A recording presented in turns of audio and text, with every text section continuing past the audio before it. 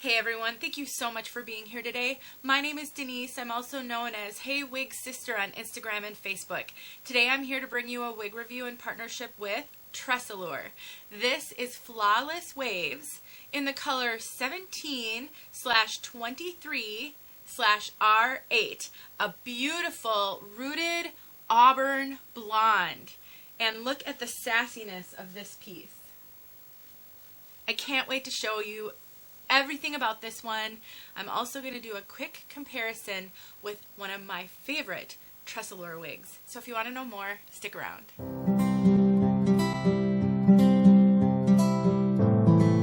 TressAllure did send me this wig so that I could share it with all of you, and I'm really excited to be able to tell you all about this fun shag with waves, has a basic cap, and is an all-around super cute style. Toward the end of this video, I'm going to do a quick comparison with TressAllure Trend. I just recently reviewed that piece. It is one of my favorite TressAllure wigs, and I wear it all the time. It is quite a bit more expensive than this one though, because it does have a full mono top and a lace front. It is so adorable, and I am really excited to be able to show you a wig that is about a third of the price and is very similar. So if you'd like to see that comparison, stick around until the end. And for those of you new to my channel, I do timestamp everything in this video in the description, so you can skip ahead to only the parts that you care about. You don't have to watch my whole review, because I do a lot of educating in my reviews and they tend to be a little long. So I try to make it easy for you guys to find what you want to find. All right, you guys, let's take a look at this one from all sides.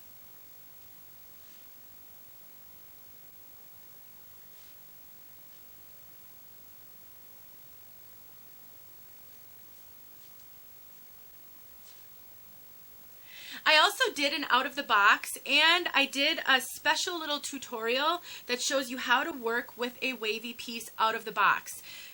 If that would be helpful to you, that will be toward the end as well. So I highly encourage you to look at those timestamps so you know what this video contains. It's going to be a little bit longer than typical because I'm including a lot. And so I will give you the review first, and I'll tack all those extras on the end. All right, so this piece has a basic cap, also known as a machine-made cap. It also has a fair amount of Permatease. So we've got Permatease all on the top right here, and that gives it a lot of volume. And if you want to get in there and really kind of mess around with that Permatease, you can really get a lot of volume in this one. In all of these layers, there's lots of really short layers on the top, really contribute to that volume. All around this whole cap there is Permatease, but the majority of it lives at the very top. Because this one doesn't have any monofilament or a lace front, the Permatease really helps to disguise the cap and make it look really realistic. And because of the volume up here and the layers, you don't see any visible Permatease. That can sometimes be a concern with a basic cap wig. Sometimes you can see a little bit of that visible Permatease. It's not visible on this one at all. And because it has a ready-made fringe, you don't have to worry about, because it doesn't have a lace front, you don't have to worry about it looking obvious. Basically, the whole top is a heavy bang. If you don't like your bangs that heavy, one of the things you can do is you can sort of just take your fingers and sweep the hair back. These layers are so adorable, and it really does help soften that front a little bit. I just love it. Such a cute style. Let's talk about this cap. I'll show you the inside of the cap. So we have, like I said, a basic cap, which means it doesn't have a lace front. It doesn't have any monofilament. There's a bunch of Permatease in here. It does have very soft, velvety feeling material right here. Also on the ear tabs, there's lots of hair sewn in on the ear tabs to give you really good coverage. And then an extended nape with Velcro adjusters. I really love these caps by TressAllure. They're called their Cool Comfort Cap, and they're so comfortable. And they do run, I would say, true to average. Sometimes they seem like they maybe even run a little bit generously sized. I think they typically say that their caps, their average size cap, which this is about 21.5 to 22.5 inch circumference. I have a 22 inch circumference, and I do have this cinched in a little bit. So I really do think this is running very true to average. They have unbelievable stretch, some of the best stretch out there in wigs, which helps to make this more comfortable. It also helps so that it will fit a wider variety of head sizes, which can be super helpful. I also get really good coverage from TressAllure wigs. These ear tabs fall down exactly where I need them to give me the best coverage, and then because they sewed so much hair in, I really don't have to worry about blending issues. It just fits me comfortably, gives me great coverage, and is an overall one of my favorite caps. Now I would say that this wig has a moderate density. It's not heavy density, it's not super light density. I think it's kind of in between. But I do think because of all the Permatease, for my wig sisters who struggle with the wig journey, maybe you've been losing your hair for a long time, it's been thinning for a long time, or you've just never had much hair, this is going to be a little bit of it will take some transitioning to be able to get used to a wig with this much fullness on the top. Trust me, I was where you are in my very beginning of my wig wearing journey. I really struggled with wigs with Permatease and wigs with volume. It was just kind of hard for me to get used to. But let me tell you that you can get there. If I'm there, you can get there. But I do like to point that out because I know I have a lot of new wig sisters who watch my reviews, and it can be really hard to assess volume and poof on video. Trust me when I say it's quite voluminous. It's not a ridiculous amount. I think it looks like you worked hard to get lift in your hair. You took you used some, volumizing product. You took a round brush and you gave yourself a really good blowout to get that volume. That's what it reminds me of. Really fun. Let me show you a hack though. If you struggle with volume, you want to try a wig like this, but you're not sure, let me show you what you can do. I've shown this in so many videos, but I feel like I always have to give you guys tips to help you, because you might look at this and think, oh, I just love it, I'm going to give it a try, and then you get it and you find it too full. Don't fret. Headbands are your best friend when it comes to that. So I just like to you can pull some hair back, however you want to do it, but you essentially stick the headband on, and then you arrange the hair however will work best for you. But what happens when you do that, I'm just trying to look in the mirror here, when you do that is it tamps down some of that volume. Look at that right now. And so you can tuck here to give yourself even less volume on the sides. Pull some of the bang back, just leave a little bit of the bang forward, and look at how different this looks. Don't fret if you get a wig that's not perfect for you out of the box. Sometimes it just takes you getting used to it, and styling can be your best friend when it comes to struggles with wigs. And I think these headbands are a must-have for any wig wearer who can wear headbands, because it really will help you broaden your experience with wigs and know that you can work with it whether or not it's the perfect style for you. Now these are heat-friendly fibers, and TressAllure actually makes some of my favorite heat-friendly fibers. I have Trend by TressAllure, which I mentioned earlier. I'm going to be doing a comparison with Trend. These have heat-friendly fibers as well, and I have worn this a ton, so much. I love this wig. I wear it often, and the fibers are still perfect.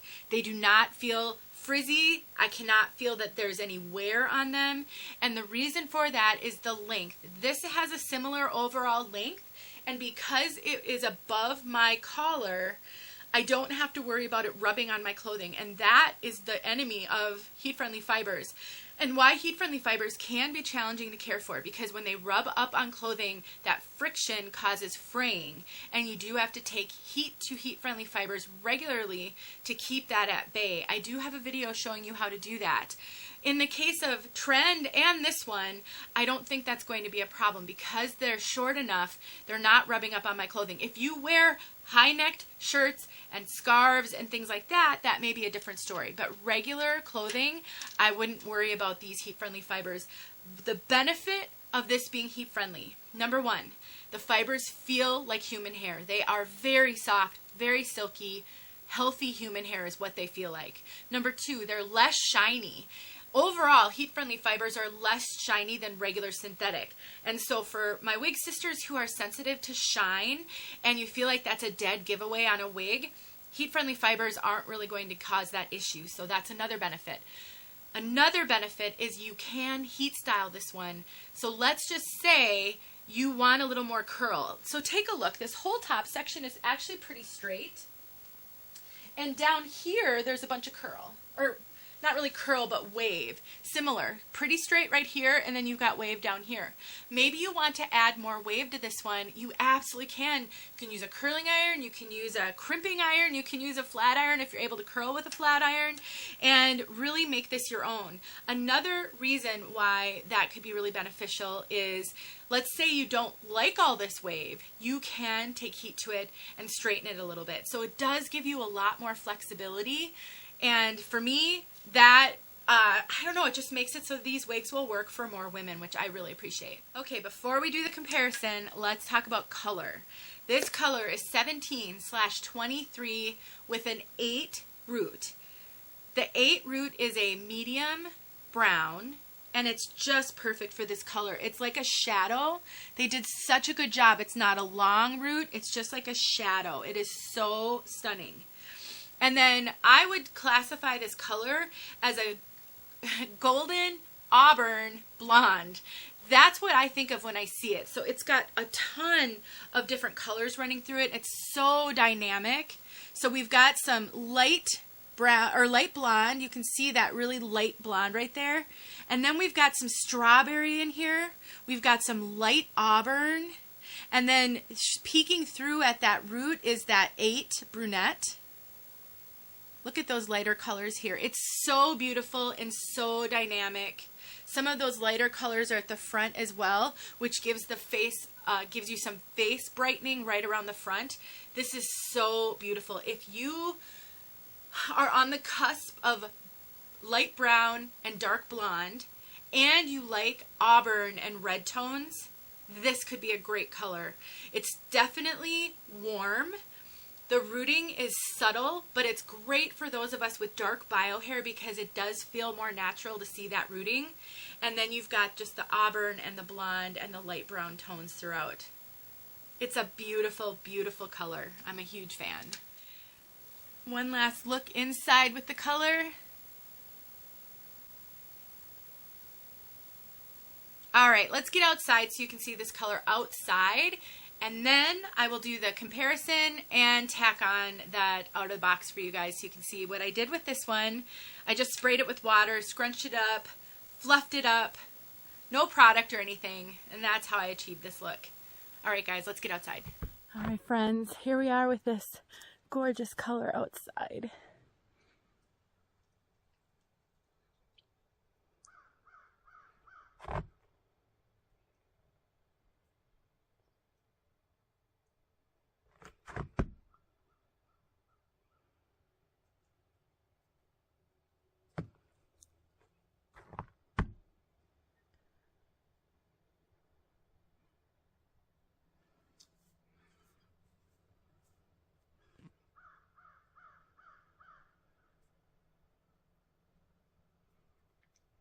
Isn't it pretty? You can see how subtle that rooting is. Not heavy rooting at all.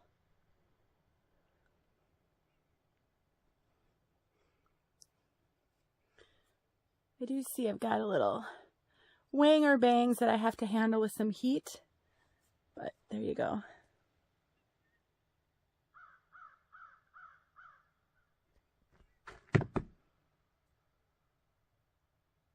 Thanks for watching. Okay, let's quickly take a look at trend. So I looked at their measurements and I compared them. And while they're very similar, the fringe is the same at 3.25 inches. The crown is where there's the biggest difference. This has tons of shorter layers on the crown. So the crown on this one is 5.5 inches, whereas the crown on this one, it says 9 inches. So it's definitely longer as opposed to being as layered. The nape is 6 inches on this one, so we've got a longer nape down here, and the nape on this one is only, you can see the nape right there, it's only 2.5 inches, so it makes it feel a little bit shorter in the back because that nape is longer. It also gives this one much more of a layered look. This one is little tiny bit layered, but not as much at all. And because this one has a full mono top, let me show that to you, full mono top and a lace front, you're paying a premium price for this one because of those hand-tied features. And quite frankly, especially with the lace front, I don't know how necessary. So you can see it does look shorter overall, but I wanted to show you this comparison because if you really liked this one, but you just couldn't really stomach the price, maybe you could look at Flawless Waves. You could always trim it up a little bit if you wanted a little bit shorter. The biggest difference is this does not have Permatease on the top, so you don't have the same level of volume.